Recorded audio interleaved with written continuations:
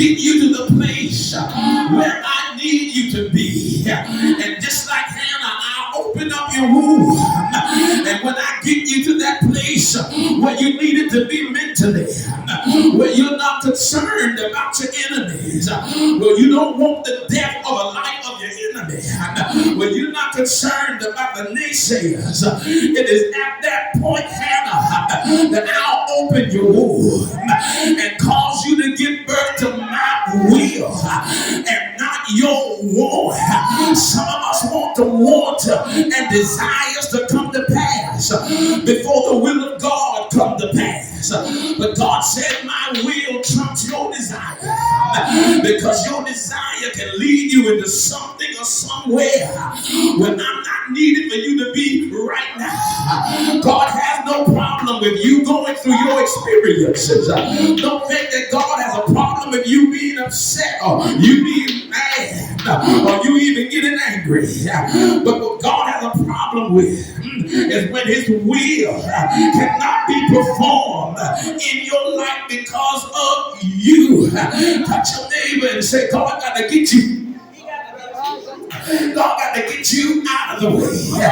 And once God gets you out of the way, that's when you can allow the Spirit of truth to take over. And that's when you can be like Christ. And even though I see what I see, I know what I know. But nevertheless, act I will. Nevertheless, thy will be done. Tell your neighbor, say, don't get tired. God, be not weary in well doing. Tell somebody, keep doing well. It's the enemies that want to stop you from doing well. It's the naysayers that want to stop you from doing well. It ain't about your car. It ain't about your house. It ain't about your money. They want to stop you from doing well. They want to stop you from being a giver. Want to stop you from being a lover. The real job of the enemy is not after your things, but is after your attributes. He's after your attitude. Y'all ain't talking to me now. He's after that personality. He wants to change you from being that go-getty person to a mean, bitter, and hateful individual because of what you've been through. You probably got every right to be mean. Probably got every right to be nasty. You probably got every right never to trust anybody ever again.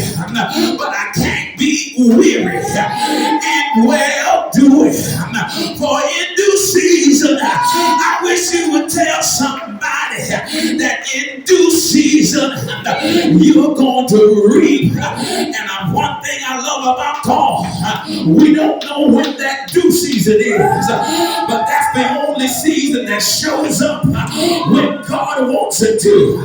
That's the only season that shows up and your enemies don't know when it's coming. That's the season that shows up like a miracle. That's the season that shows up with unexpectancy. That's the one that shows up when you least expect it. Tell somebody, I'm waiting on due season. I'm not waiting just on another miracle. I'm not waiting just on another blessing, but I'm waiting on due season. That's why I can't give up here.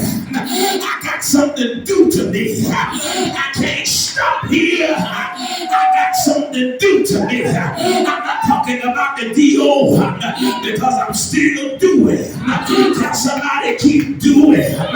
Don't stop doing because of what your enemies think about you. But keep doing. Keep doing.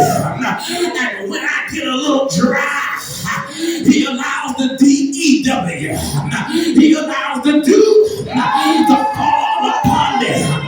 I'm talking about in the morning when that joy comes, that dew comes. It ain't always this kind of joy, but it's the joy that rejuvenates. It's the joy.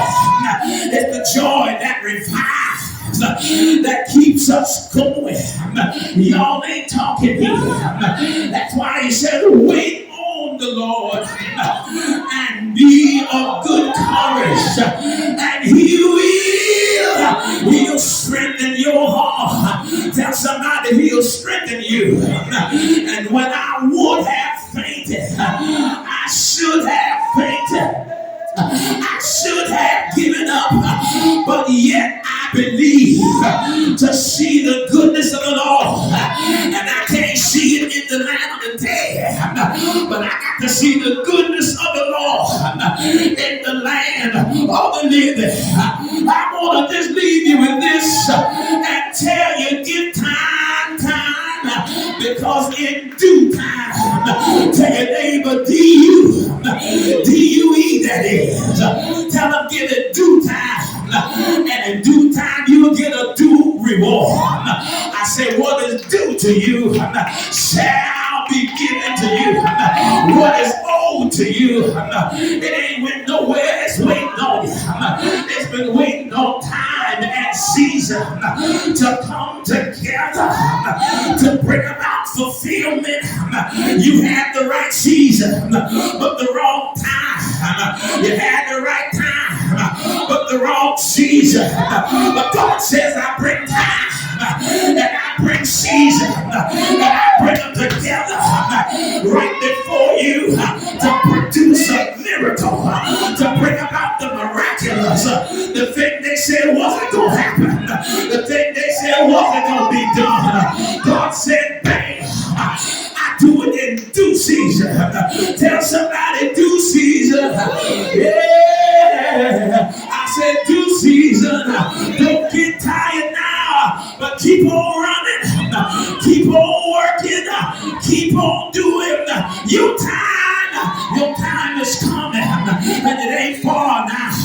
You can't put a time limit on it. You can't put a time capsule on it. But all you gotta do is put your faith on it. I said put your trust on it, and let them know, I know what will happen. I know what's going to happen. And when they say when, tell them any day now.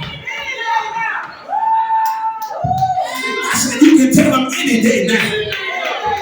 That's how due season works. That's how the DUE works in God. It comes at any time. It can come while we're in church. It can come while you're at work. It can come while you're driving. I said due season does not need a time lapse. Due season just needs an opportunity. I said due season. Due season just needs an opportunity to perform what the Lord says will happen. He says, be not weary in well doing. He said you don't have to be weary in it because he knows. The Lord knows. As sure as we are, we will get weary. We will get tired. And not just the fatigue tired, but the mental tired. We're always looking for the body effect. And that's how we miss sometimes what people are really going through, especially with spiritual discernment, because you're looking on the outer appearance and the outside, I'm smiling because I've trained myself how to look good even when things are bad. So if you're looking on the outward appearance, I'll fool you every time.